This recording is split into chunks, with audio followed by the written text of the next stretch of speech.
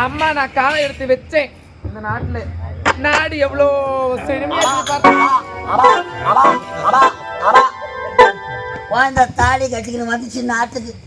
10 நாள்ல மாமனார தூக்கிடுச்சு பாவி போயிது வடியாங்காச்சு உன்னை 4 பேராது வைக்கும் வாயில வசம் வச்சு தேக்க மானா என்ன கசப்பா இருக்கும் வேற எதனா வச்சு அறிவு இருக்கா உனக்கு அடமானம் போட்டு புத்தி இருக்காடா போகியம் போட்டு என்னதான் இருக்குது உனக்கு